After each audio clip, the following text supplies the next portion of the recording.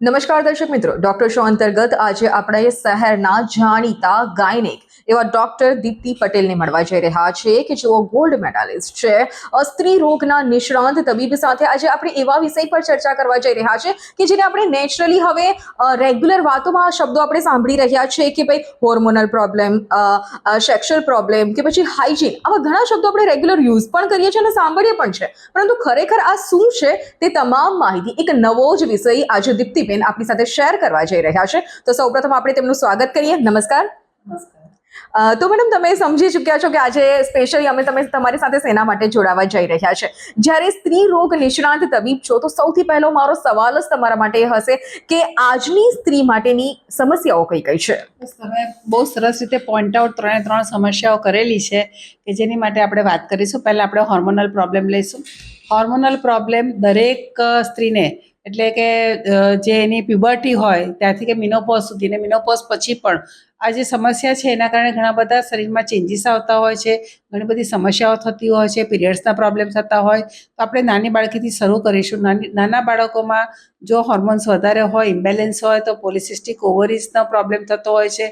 એટલે પીસીઓ બહુ કોમન શબ્દ છે. એમાં માસિક ઇરેગ્યુલર આવું, ઝાડા પણ વધુ, એટલે ઓબેસિટી એકદમ વધવા માંડે. પછી જે મેલ ટાઈપ ફીચર્સ થાય, એટલે કે આપણી જે લિપ્સ છે એના પર નાના નાના વાળ આવે, અને પછી આ સાઈડ લોક પર વાળ આવવા માંડે, સ્વભાવ થોડો ચીડિયો થઈ જાય. પછી બીજા બધા અંગો પર પણ જો વધારે હોય તો વાળ ને એવું ચાલુ થતું હોય છે. એટલે આ એક પીસીઓ અને હર્સુટિઝમનો પ્રોબ્લેમ બહુ કોમન છે નાની બાળકીઓમાં.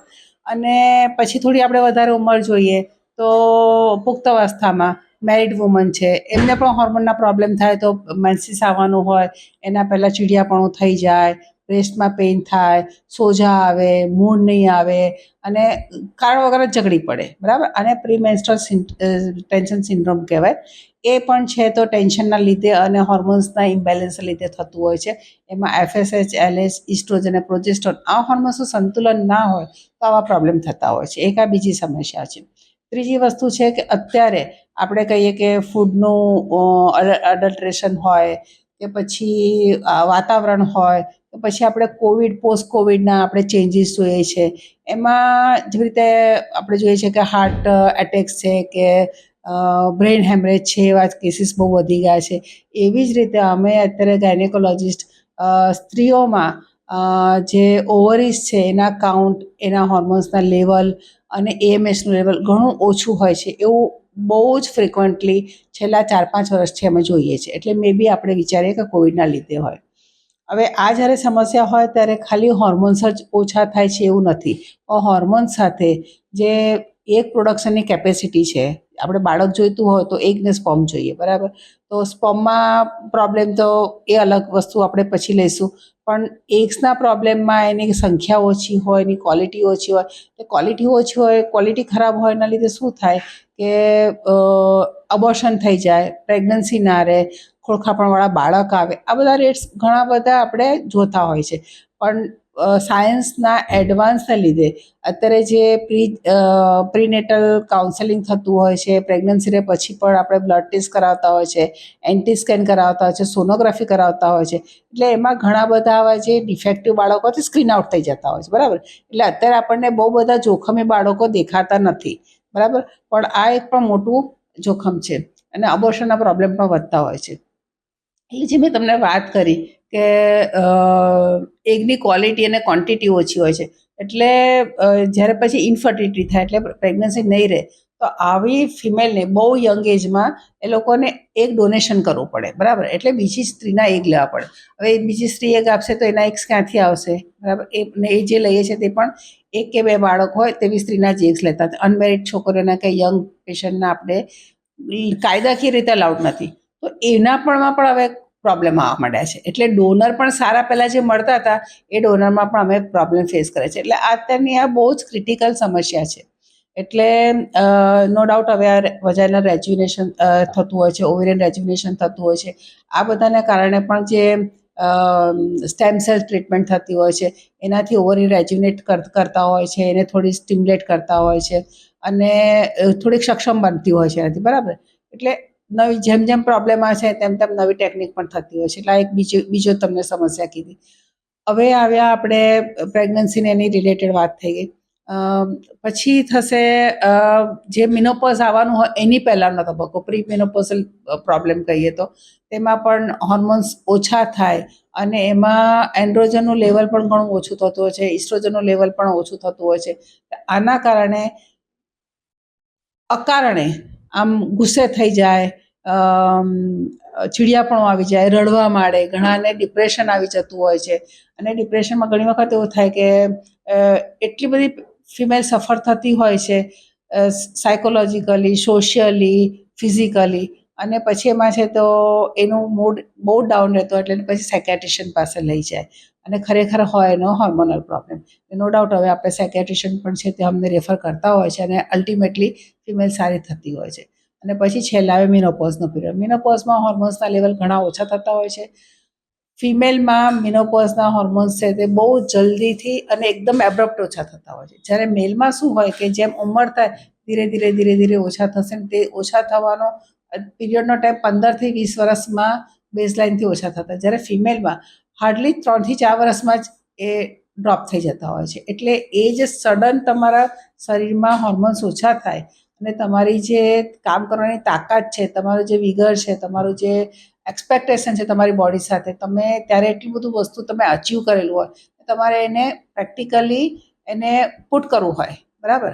આજે મેં બહુ જ સરસ ભણી છું, બહુ સારું મને આવડે છે, મેં બહુ સારા ઓપરેશન કર્યા છે, મને થાય છે કે હું વધારે કામ કરું, ત્યારે શું થાય, તમને ફિઝિકલી સાથ નહીં આપે, બરાબર. એટલે આ પ્રોબ્લેમ ફિમેલ માટે ઘણા ટોર્ચર થતું હોય છે, મેન્ટલ ટોર્ચર થતું હોય છે. ત્યારે હસબન્ડને છે તે ઘણું કામ હોય, છોકરાઓ કદાચ હવે તો બધા બહાર ફરવા જતા બહાર ભણવા જતા રહેતા હોય છે. એટલે આવી બધામાં જે સાયકોસોશિયલ અને ઇમોશનલ પ્રોબ્લેમ છે તે બધા સહન કરવા પડતા હોય છે, ફિમેલ થતા હોય છે. એટલે જ્યારે પણ તમે આવા કોઈ પણ સ્ટેજ પર તમે એબનોર્મલ સિચ્યુએશનને ફેસ કરો છો, ત્યારે તમે ચોક્કસ એવું માનો કે કદાચ કોઈક શરીરમાં નહીં જોઈતી સમસ્યા ઊભી થયેલી છે અને એનો ઉકેલ છે. આ સમસ્યા એવી નથી કે જેને આપણે ટ્રીટ નથી કરી શકતા.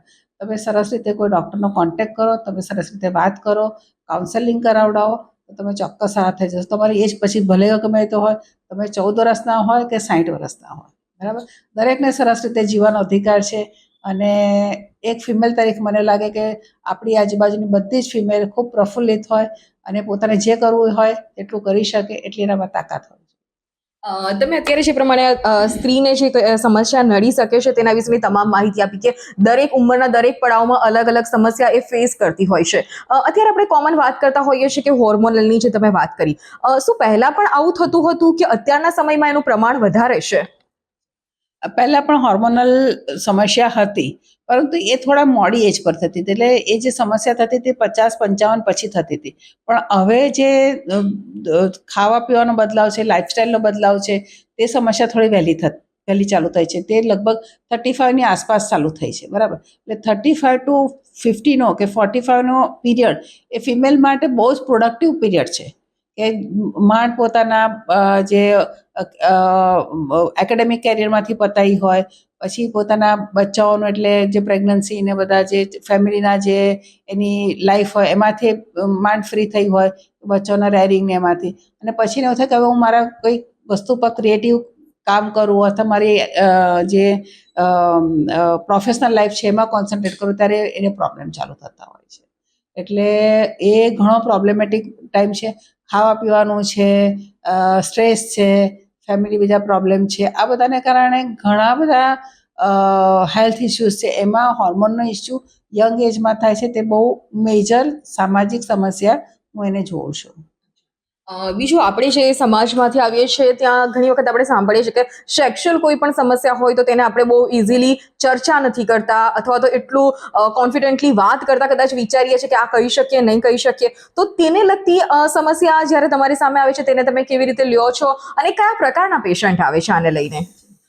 સેક્સ્યુઅલી પ્રોબ્લેમ મોટે ભાગે સંબંધ રાખવા માટે ઈચ્છા નહીં થવી એ અમારો કોમન પ્રોબ્લેમ હોય છે, અમારે જે પેશન્ટ્સ આવતા હોય છે એમનો. બીજો પ્રોબ્લેમ હોય છે જ્યારે એ લોકો રિલેશન રાખે છે ત્યારે એમને બળતરા થવી, એ બીજો પ્રોબ્લેમ છે.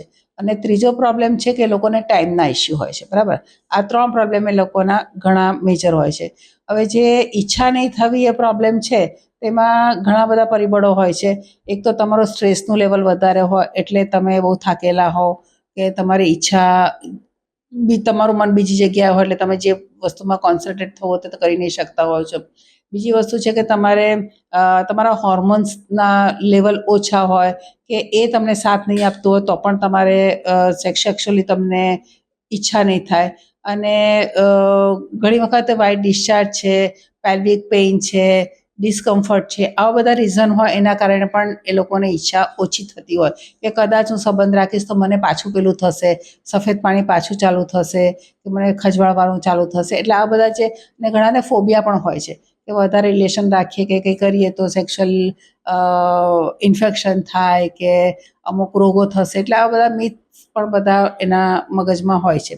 એટલે બીજી વસ્તુ મેં તમને કીધી કે સંબંધ રાખ્યા પછી બળતરા થવી, એ બહુ બધી ફિમેલનો કોમન પ્રોબ્લેમ છે. અને આ પ્રોબ્લેમ જે ચાલુ થાય છે તે લગભગ 40 યર્સના પછીના યરમાં ચાલુ થતો હોય છે.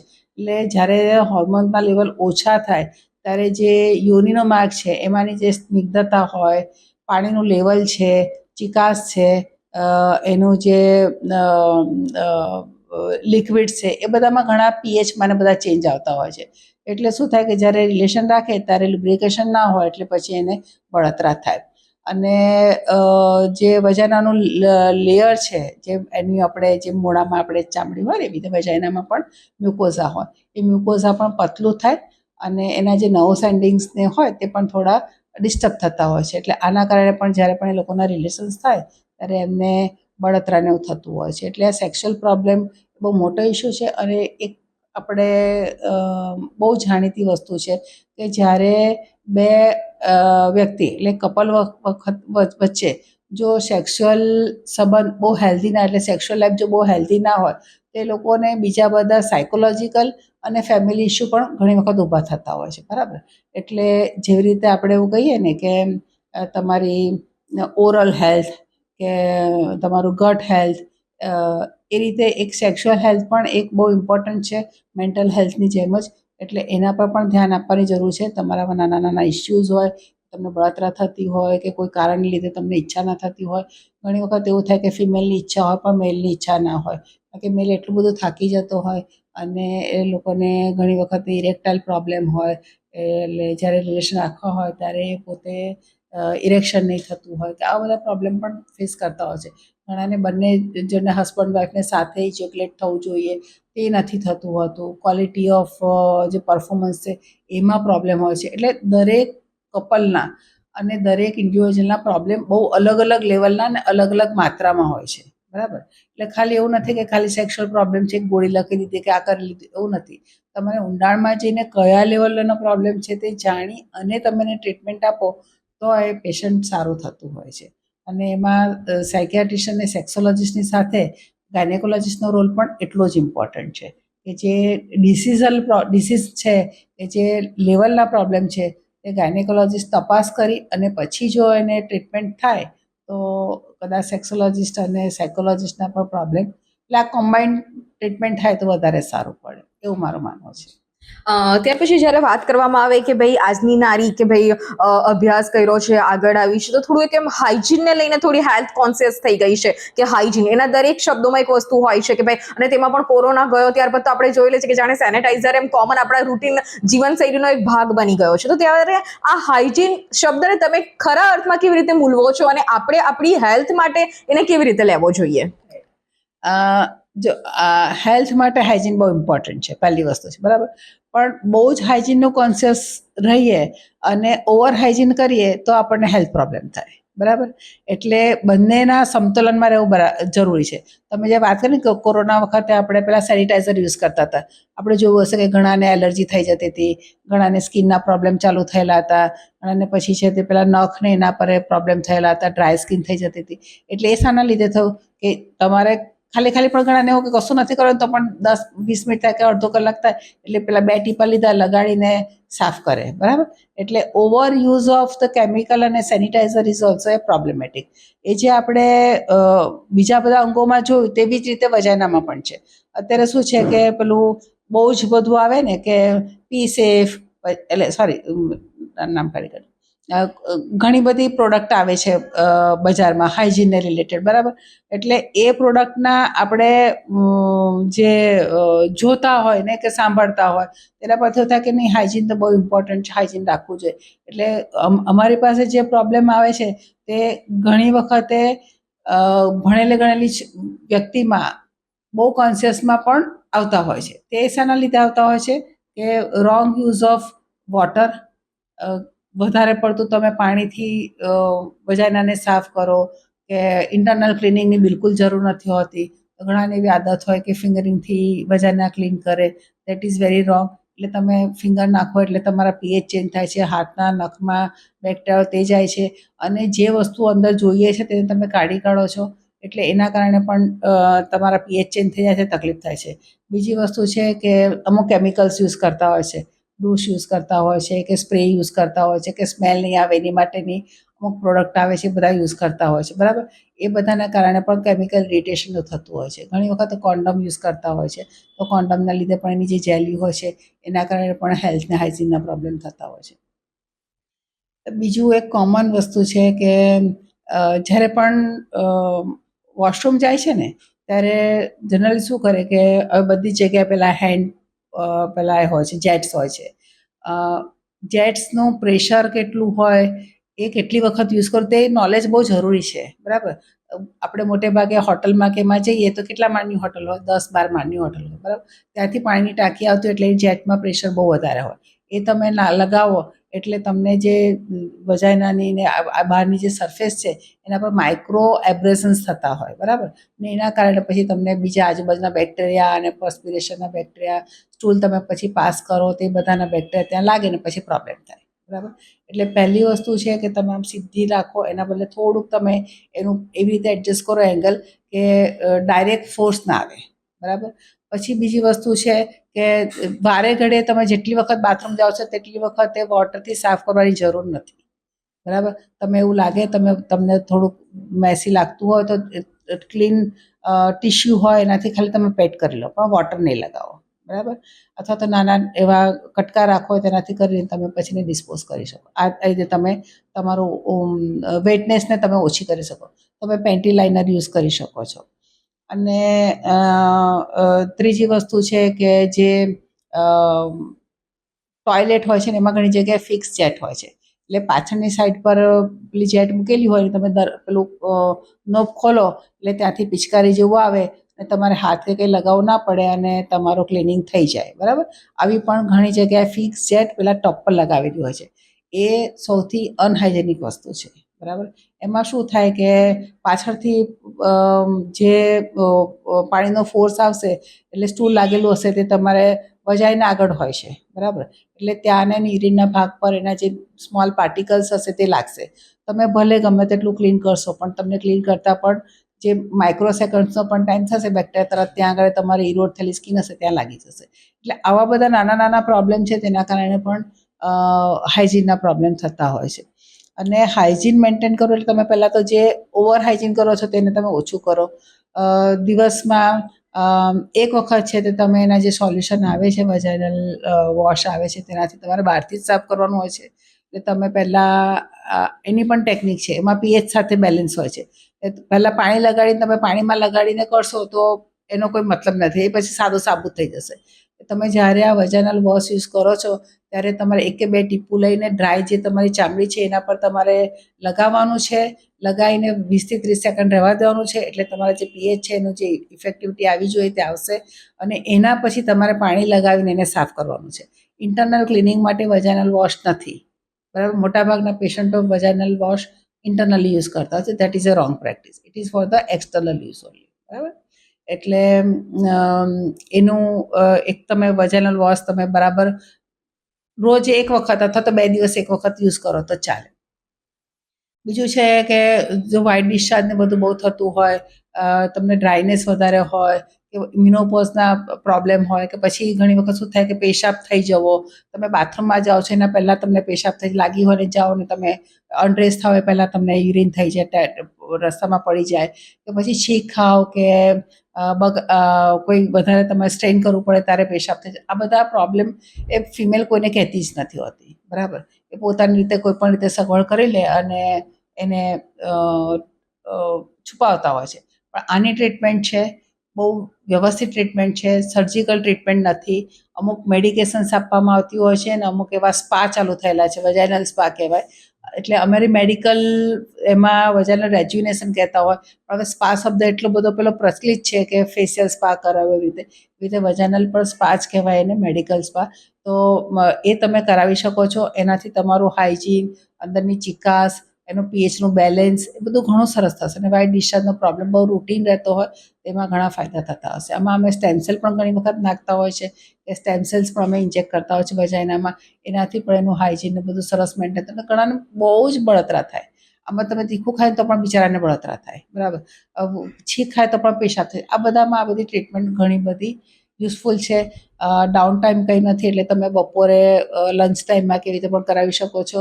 એમાં બેહોશ કરવાની પણ જરૂર નથી હોતી અને તમારી કઈ ટ્રીટમેન્ટ તમને જરૂર છે તે અમે ડિસાઇડ કરીશું, બરાબર.